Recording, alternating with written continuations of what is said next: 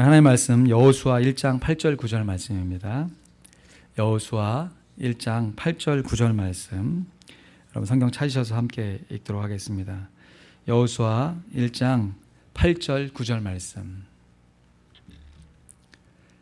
한 목소리 읽고 말씀으로 형통하게 하는 제목으로 말씀 증거합니다. 여호수아 1장 8절에서 9절 말씀 함께 읽습니다. 시작. 이 율법책을 내 입에서 떠나지 말게 하며 주야로 그것을 묵상하여 그 가운데 기록한 대로 다 지켜 행하라. 그리하면 내 길이 평탄하게 될 것이라. 내가 형통하리라. 내가 내게 명한 것이 아니냐. 마음을 강하게 하고 담대히 하라. 두려워 말며 놀라지 말라. 내가 어디로 가든지 내 하나님 여호와가 너와 함께 하느니라 하시니라. 아멘. 2015년 한 해 말씀으로 함께 살아가며 말씀 속에 거할 수 있는 우리 모두가 되길 소원합니다. 파워포인트 좀 보시죠. 말씀 속에 거닐다, 말씀 속에 거닐다 라는 제목으로 2015년 살아가길 원합니다. 제 부임해서 얼마 되지 않은데 어떤 집사님 한 분이 같이 식사할 기회가 있었어요. 식사를 하면서 이런저런 얘기 가운데 아틀란타에는 파크, 공원이 너무 잘 돼 있다는 거예요. 그래서 속으로 뭐 미국의 공원이야 다 잘 돼 있지, 근데 되게 잘 돼 있다는 거예요. 그러면서 여기 파크도 괜찮고 여기 파크도 괜찮고 뭐 우리 집 근처에 좋은 파크들이 너무 많으니까 아이들하고 한번 다녀오면 좋겠다고 이렇게 말씀해 주시는 거예요. 그래서 뭐 얼마나 좋을까, 또 나무가 많으니까 참 좋겠다 하는 기대하는 마음을 가지고 의심 반 기대 반 해서 팍에 가봤어요. 여러분 가보셨죠? 그 수완이 팍이라고, 버포드 하이웨이에 있는 수완이 팍이요. 한 4마일 되더라고요. 그 팍에 갔는데요, 얼마나 좋은지요. 야, 참 조지아에 살고 있는 것의 기쁨을 다시 한번 느낄 수 있었어요. 제가 처음 갔을 땐 여름이었잖아요. 울창한 숲으로 물론 좀 후덥지근하고 날씨는 더웠는데 햇볕이 그 나무 그늘에 가려서 전혀 들어오지 않을 만큼 아주 아름다운 모습의 팍인 것을 봤어요. 그리고 또 가을이 되었을 때 또 가봤더니 야, 단풍이 또 얼마나 아름답게 이렇게 물들고 있는지요. 지난번에 우리 8주년 기념 집회할 때 강사 목사님도 왔잖아요. 그 목사님도 자랑 삼아 샌디에고 이런 거 없죠? 하면서 우리 아틀란타에 있습니다 하면서 팍에 들어갔었는데 우리 사모님 얼마나 좋아하시는지 팍에를 돌리면서 참 좋은 시간을 보냈습니다. 그리고 최근에 겨울에는 또 어떤 모습일까 싶어서 겨울에 한 번 또 가봤어요. 혼자 가봤거든요. 쓸쓸하게 팍을 걷고 있는데 뭐 모습은 쓸쓸했는데 마음이 얼마나 평안해지고 좋았는지 몰라요. 야, 이 나무들이요 참 신기하대요. 울창한 여름에 그렇게 나뭇잎들이 많았는데 가을이 되니까 울긋불긋, 뭐 당연하죠, 낙엽이 지니까. 겨울이 되니까 그 많던 나무들이 하나도 없이 다 사라져 버린 거예요. 앙상한 그 나무, 뭐 쓸쓸해 보일 수 있지만 그 모습 그 자체로도 얼마나 아름답고 멋있었는지 몰라요. 여러분, 겨울에 단아함을 느끼시는 우리가 되길 원합니다. 여름의 풍성함뿐만 아니라 가을의 무성함뿐만 아니라 우리가 겨울의 단아함도 느낄 수 있는 우리가 되었으면 좋겠어요. 지금은 비가 많이 오지만 이 비가 뭐 1년 12달 내리는 건 아니잖아요. 곧 날씨가 개이면 가족들끼리, 또 목장 식구들끼리, 여러 다락방 식구들끼리 또 아니면 혼자라도 팍을 한번 거닐어 보는 우리가 되었으면 좋겠습니다. 뿐만 아니라 우리 2015년에 우리 말씀 속에 거니는 우리가 되길 원합니다. 때로는 우리의 삶 가운데 참 좋다, 무성하고 풍성한 삶을 지나갈 때에도 하나님의 말씀을 거닐면서 묵상해야겠지만, 또 때로는 겨울과 같이 그냥 앙상한, 어찌 보면 외롭고 쓸쓸한 그런 인생의 시절을 걸은다 할지라도 우리가 하나님의 말씀 가운데 거닐면서 하나님의 은혜를 기억하며 하나님의 은혜를 받아 누려야 하는 성도가 되어야 할 줄로 믿습니다. 오늘 본 말씀 여호수아에게 주신 하나님의 말씀입니다. 여호수아의 인생길에 주신 하나님의 말씀이에요. 말씀 같이 읽어볼까요? 한 번 더요. 8절 말씀해 보니까 같이 읽습니다. 시작. 이 율법책을 내 입에서 떠나지 말게 하며 주야로 그것을 묵상하여 그 가운데 기록한 대로 다 지켜 행하라. 그리하면 내 길이 평탄하게 될 것이라. 내가 형통하리라. 9절에도요. 내가 내게 명한 것이 아니냐. 마음을 강하게 하고 담대히 하라. 두려워 말며 놀라지 말라. 내가 어디로 가든지 내 하나님 여호와가 너와 함께 하느니라 하시니라. 아멘. 여기서 돌발 성경 퀴즈 한번 드립니다. 여러분, 이 말씀을 누가 누구에게 한 말씀이겠습니까? 여호수아에게 한 말씀은 맞죠, 그죠? 여호수아가 받은 말씀이니까. 그럼 누가 여호수아에게 한 말씀이겠습니까? 내가 내게 명한 것이 아니냐 했죠. 거기서 말한 내라는 것이 누구일까? 보기를 드릴까요? 1번 눈. 하늘에서 내는 눈 말고요. 여호수아의 아버지 이름이 눈이었습니다. 눈. 그래서 여호수아의 아버지가 아들에게 한 말씀이다. 두 번째는 모세가 여호수아에게 한 말씀이다. 모세가 여호수아의 지도자였잖아요. 그러니까 시종이었던 여호수아에게 한 말씀이다. 3번 여호수아의 하나님이었던 여호와 하나님이 여호수아에게 직접 말씀하신 것이다. 정답은 3번 맞습니다. 3번 맞습니다. 혹시 2번이라고 생각하신 분 안 계세요? 모세가 여호수아에게 한 말씀이라 생각하신 분 안 계세요? 정답 1장 1절에 나와 있습니다. 1장 1절 말씀해 보니까 여호와의 종 모세가 죽은 후에 이제 모세는 이 땅 가운데 없어요. 그때 여호와께서 모세의 시종 눈의 아들 여호수아에게 일러 가라사대 했습니다. 그러니까 그 이후부터 2절부터 오늘 본문 9절 말씀까지는 놀랍게도 여호와 하나님께서 직접 여호수아에게 하신 말씀이에요. 내가 너를 사랑한다. 이 정도가 아니라 2절부터 9절 말씀까지 그 많은 말씀을 직접 여호수아가 여호와 하나님으로부터 들었던 말씀인 것이에요. 그런데 재밌는 것은 여호와 하나님께서 여호수아에게 말씀하실 때 말씀하시면서 당부하신 말씀이 뭐냐면 이미 기록된 말씀을 주야로 묵상하고 내 입에서 떠나지 말게 하라는 말씀인 것이에요. 여러분, 무엇이 여호수아가 직접 들었던 말씀이고 무엇이 이미 기록된 말씀인가요? 지금 2절부터 9절 말씀은 여호수아가 하나님으로부터 직접 들었던 말씀이에요. 근데 그렇게 들었던 말씀을 살펴보면 하나님의 말씀, 이미 모세를 통해 기록된 율법의 말씀을 주야로 묵상하고 내 입에서 떠나지 말게 하라는 말씀을 하나님께서 직접 들려주셨다는 것이에요. 여러분, 우리가 어떤 말씀에 순종하는 게 중요할까요? 하나님의 음성을 탁 들려가지고 내가 꿈으로 환상으로 하나님의 말씀을 직접 내가 들은 것 같은 내 마음에 부딪힌 말씀을 순종하는 게 중요할까요? 아니면 이미 기록된 하나님의 말씀을 우리가 입에서 떠나지 말게 하고 주야로 묵상하면서 지키는 게 중요할까요? 정답은 둘 다 중요해요. 근데 이미 기록된 말씀을 하나님께서 직접 나타나셔서 이미 기록된 말씀에 순종하라.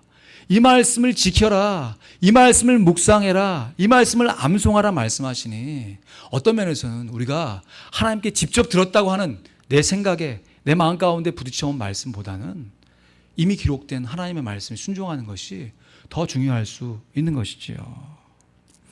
한편으로 생각해 보면 여호수아가 얼마나 힘들었기 때문에 얼마나 쉽지 않은 인생의 길을 걷고 있었기 때문에 하나님께서 이렇게 나와서 격려하는가 좀 측은한 마음도 들어요. 정말 9절 말씀 보실래요? 9절 말씀 보면 내가 내게 명한 것이 아니냐 그러면서 하나님께서 여호수아에게 직접 이렇게 얘기해요. 마음을 강하게 하고 담대히 하라. 두려워 말며 놀라지 말라. 내가 어디로 가든지 내 하나님 여호와가 함께 하느니라 하시니라. 마음을 강하게 하라. 지금 여호수아가 마음이 어떻게 돼 있으니까 그런 거예요. 약해 있으니까. 담대히 하라. 지금 용기가 없으니까요.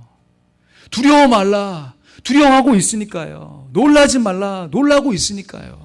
왜 그럴까요? 지금 모세가 죽어 없잖아요. 그 많은 이스라엘 사람들을 인도해내야 될 책임, 그냥 광야 생활뿐만 아니라 이제는 가나안 정복 전쟁을 실제로 해야 하는 상황 가운데 나를 인도해 주었던 모세도 눈앞에 사라져 없고 이제는 내가 의지해야 할 어떤 인간적인 대상이 없는 상황 가운데 여호수아가 마음이 약해 있던 거죠. 용기가 없어 있는 것이죠. 두려워하고 놀래 있는 상태 가운데 있을 때 하나님께서 직접 나타나셔서 내가 네게 명한 것이 아니냐. 하나님의 음성으로 다시 한번 강하고 담대한 마음을 가질 수 있도록 용기와 힘을 불어넣고 있는 것이에요. 여러분, 우리의 인생길에도 이러한 어려움의 순간을 맞닥뜨릴 때가 있는 줄로 압니다.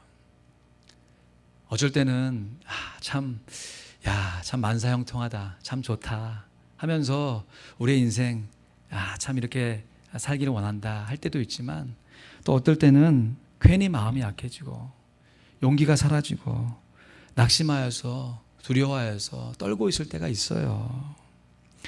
그것이 환경이 어려워서 그럴 때도 있고요.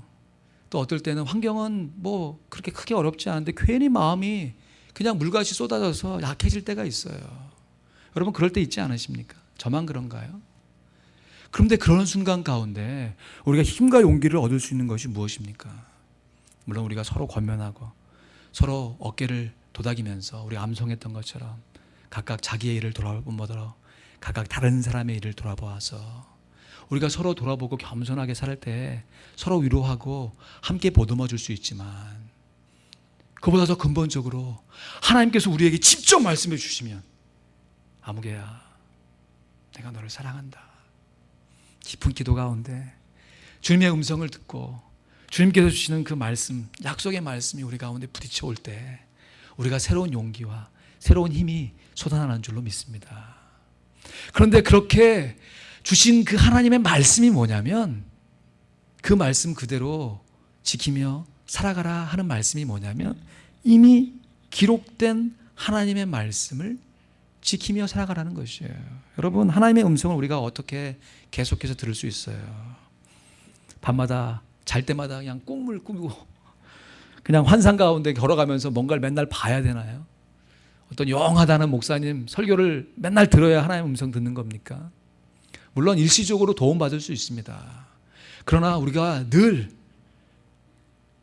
항상 하나님의 말씀에 순종할 수 있기 위해서는 이미 기록된 하나님의 말씀, 하나님의 음성이 나타나서 여호수아로 하여금 이미 기록된 하나님의 말씀에 순종하라 말씀하시니까, 우리가 하나님의 말씀에 순종할 수 있는 가장 분명하고 확실한 방법은 이미 기록된 하나님의 말씀을 암송하고 묵상하는 것입니다. 아멘입니까?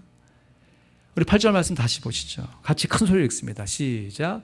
이 율법책을 내 입에서 떠나지 말게 하며 주야로 그것을 묵상하여 그 가운데 기록한 대로 다 지켜 행하라.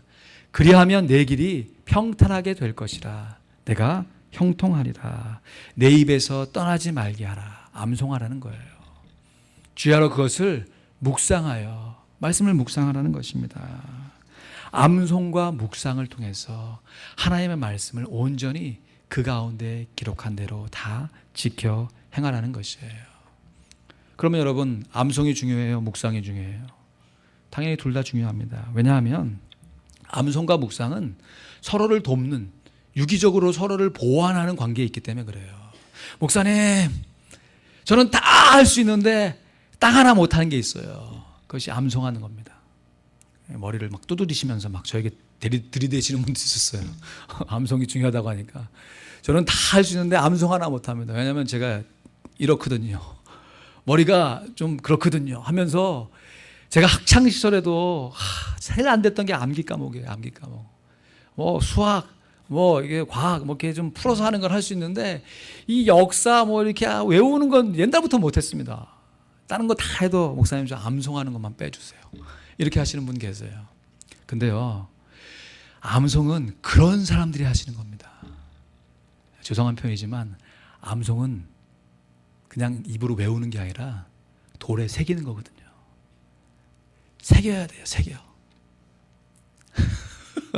공감하고 웃으시는 분들 죄송합니다. 어쩌합니까? 암송은 머리에, 돌에 새기는 거예요. 여러분, 그냥 글씨에 쓰는 거하고 돌에 새기는 거하고 무엇이 더 어렵습니까? 돌에 새기는 게 훨씬 어렵죠. 그러나 한번 글에 쓰는 거하고 돌에 새기면 무엇이 더 오래 갑니까? 돌에 새기는 게 훨씬 오래 가요. 우리의 심령의 돌에, 돌 같은 내 마음에 말씀의 정으로 반복해서 쪼아서 말씀을 새기는 것이 암송이에요. 그래서 저를 도와주신 어떤 분이 암송은 네 이름 외우는 것하고 똑같이 해라, 이런 교훈을 준 적이 있어요. 무슨 말이냐면, 이름이 뭐예요? 지금 이제 이런 관계이기 때문에 대답은 안 하지만, 둘이 만나서 이름이 뭐예요? 이렇게 보면 당연히 저 이름 김용환입니다. 여러분 이름 되실 거예요. 근데 여러분 이름을 암송하려고 해서 암송한 것이 아니라 물어보면 그냥 바로 나오잖아요. 그 이유가 뭐냐면, 아주 어릴 때부터 주변에 누군가가 네 이름은 뭐다, 누구는 뭐다 그렇게 불러왔고, 나도 다른 사람에게 소개할 때 내 이름이 누구다라고 계속해서 반복해서 소개해왔기 때문에 이제는 내 이름이 김용환, 여러분의 이름이 여러분의 이름이라는 것이 아주 자연스럽게 돼 있는 거죠. 이름이 뭐예요? 내 이름이 뭐더라? 이런 문제가 심각해지는 거죠. 하나님의 말씀 역시 그런 거예요. 암송을 한다고 할 때 빌립보서 2장 3절 뭐더라? 이게 아니라 그냥 처음부터 끝까지 그냥 쭉 나올 수 있도록 하는 것이 암송인 것이에요. 그러기 위해서 주야로 묵상할 뿐만 아니라 그것을 내 입에서 어떻게 해야 돼요? 떠나지 말게 하기 위해서 그냥 냉장고에도 붙여놓고 전기밥솥에도 붙여놓고 화장실도 붙여놓고 계속해서 암송하는 것이죠. 여러분, 그래서 암송은요, 입술로 먼저 암송하는 게 좋아요. 우리의 몸으로 하나님의 말씀을 익히는 것이죠. 그래서 누가복음 보면 그냥 툭 튀어나올 수 있도록. 여러분, 올해 성경 말씀 언젠가 한번 신방을 가거나 개인적으로 만날 기회가 있으면 암송하시는지 안 하시는지 점검해 볼 생각입니다. 미리미리 암송했으면 좋겠습니다. 각자 다 다른 말씀 받으셨죠? 여러분 이 말씀, 최소한 이 말씀 암송하시고요. 또 하나 팁으로 소개해드리면, 성경 암송 앱을 여러분 그 스마트폰에 좀 깔아놓으시면 좋겠어요. 내비게이터 성경 암송 구절에서 이렇게 나와 있거든요. 아이폰에 여러분 저장하시고, 아마 그 안드로이드 폰에도 할 수 있는 그 성경 암송 앱이 많을 거예요. 그거 좀 다운 받으셔서 지나다닐 때마다, 시간 있을 때마다, 짬 있을 때마다 하나님의 말씀 이렇게 암송했으면 좋겠어요. 그래서 저는 참 우리 교회 자랑이라고 생각합니다. 2부 예배 때 다락방별로 쭉 나오셔가지고 성경을 암송하는 거, 좀 처음에 와가지고 얼마나 감사하고 참 멋있었는지 몰라요. 근데 시간이 지나갈수록 우리 순장님들만 나오시더라고요. 어쩔 때는 이제 한두 분 나오시고 나가자고 하면 또 안 나오고 막 이러는데, 2015년에는 우리 전 다락방 식구들이, 물론 뭐 사정이 있어서 뭐 어려우시더라도 옆에 금붕어가 되더라도, 그래서 이런 팁까지 알려드리면 안 되는데, 암송이 잘 안 되면 워러멜론 하시면 돼요. 워러멜론 이렇게 수박 해서 앞에 나와가지고 하시는 분이 계시니까 이렇게 하면서 격려 차원으로 워러멜론 이렇게 하시다가 들어가셔도 돼요. 근데 하루 이틀 워러멜론 수박 잡수셔야지 1년 12달 잡수시면 안 되잖아요. 그러니까 그 마음의 동기부여를 받아서 순장들만 암송하지 마시고 우리 온 교인들이 함께 암송하여서 정말 그 마음속에 새겼으면 좋겠어요. 또 고급 과정을 소개해드립니다. 고급 과정. 여기까지는 우리 성도들이 이미 다 하시는 것들이고, 어떤 분 중에서는 69절을 이미 달달 다 외우시는 분 계세요. 좀 죄송한 표현입니다만 자랑이 아니라 저도 이 69절을요 고등학교 때부터 외웠어요. 이제는 69절을 뭐 너무너무 자연스럽거든 저에게는. 그래서 뭐 어떤 구절 돼도 그냥 외울 수 있어요. 또 우리 성도님 중에서 69절을 이미 달달 외우신 분은 계시더라고요. 근데 그런 분들은 뭐 주일날 오실 때마다 너무 여유 있게 오시죠. 좋습니다. 근데 그런 분들은 제가 팁으로 드리는 것은 69절의 앞뒤 구절을 한번 외워보세요. 예를 들어서 로마서 3장 23절 모든 사람이 함께 합니다. 시작. 모든 사람이 죄를 범하였음에 하나님의 영광에 이르지 못하더니, 그걸 외우셨어요. So what? 그래서 어떻게 했는데 24절 암송하시면 좋아요. 근데 암송 구절이 23절 딱 나왔기 때문에 24절이 뭔지 몰라. 또 하나, 시편 119편 9절 11절 말씀. 청년이 무엇으로 그 행실을 깨끗게 하리이까? 주의 말씀을 따라 삼갈 것이니다. 내가 주께 범죄치 아니하려요. 주의 말씀을 내 마음에 두었나이다. 시편 119편 9절 11절. 왜 10절 어디 갔어요? 10절. 10절은 몰라. 근데 굉장히 중요한 말씀이에요. 여러분 찾아보셔서 한번 내가 이렇게 좀 앞뒤로 되어 있는 부분들에 대해서 좀 문맥이 좀 통해야 되는 것을 함께 좀 외워보면 얼마나 좋겠습니까? 그러면 이미 암송하신 분들은 69절 암송하셨으니까 앞뒤 9절만 암송하셔도 189절 외우시는 거잖아요. 그렇게 오늘 한 해 그런 팁을 가지시고 함께 암송해 보시면 좋겠습니다. 여러분 몸으로 익혀야 평생 갑니다. 몸으로 익혀야 평생 가요. 한번 암송했다가 평생 안 갑니다. 다시 또 반복하고 또 반복해야 돼요. 그런데 여러분 이렇게 반복해서 암송할 때 그냥 아무런 생각 없이 그냥 습관적으로 암송하면 무슨 의미가 있겠어요. 암송할 때 그 뜻이 무엇인지 잘 생각하면서 묵상하면서 암송해야죠. 여러분 묵상 없는 암송은 정말 마치 주기도문 우리가 암송할 때 기도받은 주기도문이에요. 주기도문 해서 기도 빼보세요. 뭐가 남아요? 주문 남아요. 주문. 그냥 외우는 거야. 그냥 아무 생각 없이. 물론 아무 생각 없이 외우다 보면 우리가 아무 생각 없이 외울 수가 없거든요. 사람이 생각이기 때문에 이렇게 좀 기억도 나고 이게 뭐가 생각도 하고 어렵고 힘들 때 막 툭 튀어나와서 그 말씀이 내게 적용되기도 하고 해서 유익이 있지만 처음 시작부터 묵상하면서 암송해 보시면 너무 좋습니다. 여러분 올 한 해 암송하고 묵상하는 하나님의 말씀의 복을 마음껏 누리는 우리 모두가 되기를 주님의 이름으로 축원드립니다. 아멘. 여러분 시편 1편 1절부터 3절 말씀의 복을 누리는 우리가 되길 원하며 시편 1절 3절 말씀에 보니까 뭐라고 되어 있냐면 복 있는 사람은 악인의 꾀를 따르지 아니하며 죄인들의 길에 서지 아니하며 오만한 자들의 자리에 앉지 아니하고 오직 여호와의 율법을 즐거워하여 그의 율법을 취하로 묵상하는 자로다. 그러면서 뭐라고 얘기하냐면 그는 시냇가에 심은 뭐가?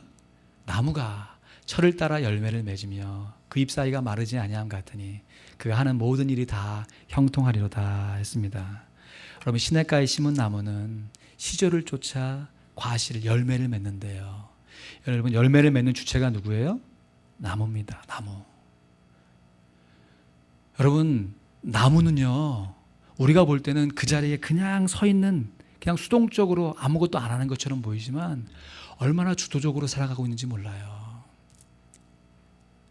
여러분 파게 나갔을 때 처음에 제가 말씀드렸지만 여름이 되면 나무가 무성한 잎을 들이고 가을이 되고 겨울이 돼서 잎을 떨어뜨리는 것이 여러분 날씨가 변했기 때문에 낙엽이 지고 나무가 잎을 떨어진다고 생각을 하세요? 아니면 나무가 낙엽을 지고 잎을 떨어뜨렸기 때문에 계절이 바뀌었다고 생각하세요?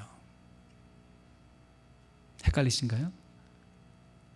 저는 한국에 있을 때 사계절이 분명할 때는 나무가 계절이 바뀌었기 때문에 잎을 떨어뜨리고 그 옷을 갈아입는다고 생각했어요. 근데 천만의 말씀. 제가 캘리포니아에서 오래 살았잖아요. 날씨의 변화가 많지 않아요. 그게 그 날씨입니다. 근데 신기하게 여름이 되면 잎이 무성해지고요. 비슷한 날씨인데 12월이 되면 잎을 떨어뜨리더라고요. 제가 그 모습을 보면서 나무가 주도적으로 사는구나. 수동적으로 살지 않는구나. 환경이 변했기 때문에 거기에 반응한 것이 아니라 자기 스스로 에너지를 가지고 환경을 주도하고 있구나 라는 교훈을 얻었어요. 여러분 시편 기자에 보면 비파와 수구마 깰지어다 내가 새벽을 깨우리도다 고백합니다. 여러분 새벽이 됐기 때문에 우리가 일어나는 겁니까? 아니면 우리가 일어났기 때문에 새벽이 밝아오는 겁니까? 한 번에 사는 인생, 환경이 이렇저렇게 바뀌었기 때문에 우리가 그것에 반응하며 살아가는 것이 우리의 인생입니까? 아니면 우리가 결심하고 우리가 작정하고 기도한 제목을 이루어내면서 하나님 앞에 간구하며 말씀에 묵상하며 살면서 하나님의 시절에 따라서 우리가 열매를 맺으며 살아가는 것이 우리의 인생이 되어야 하겠습니까? 주도적인 인생, 한 번 사는 인생, 형통한 인생 살아가는 우리 모두가 되기를 간절히 축원합니다. 그러려면 우리의 마음을 강하고 담대하게 해야 되는데, 우리의 마음을 강하게 담대하게 하는 길은 하나님의 말씀을 암송하고 묵상하는 길인 것이에요. 하나님의 말씀을 암송하면 우리의 마음이 강해집니다. 하나님의 말씀을 묵상하면 우리의 마음이 두렵지 않고 놀라지 않습니다. 우리 같이 읽어볼까요? 처음부터 시작. 하나님의 말씀을 암송하면 우리의 마음이 강하고 담대해집니다. 하나님의 말씀을 묵상하면 우리의 마음이 두렵지 않고 놀라지 않습니다. 때때로 소심해지고 낙심해진 우리의 마음을 하나님의 말씀에 묵상함과 암송함으로 강하고 담대해서 험하고 힘든 우리의 인생길 가운데 하나님의 음성을 들으며 날마다 승리해가는 우리 모두가 되기를, 2015년의 모든 날들이 되기를 우리 주님의 이름으로 축원드립니다. 기도하겠습니다. 하나님 아버지, 우리의 마음을 붙잡아 주시옵소서. 강하고 담대하게 붙잡아 주시옵소서. 우리의 힘과 노력으로, 우리의 결심과 의지로 우리의 마음을 붙들 수가 없습니다. 그러나 주님 주신 말씀으로 그 말씀을 암송하고 묵상할 때 우리의 마음이 강하고 담대해진다 말씀하시고, 두려워하지 아니하고 놀랍지 않다 말씀하시니 우리가 그 말씀에 순종합니다. 그 말씀을 지켜 행하는 우리 모두가 되도록 복을 허락하여 주시옵소서. 예수님의 이름으로 기도하였습니다. 아멘.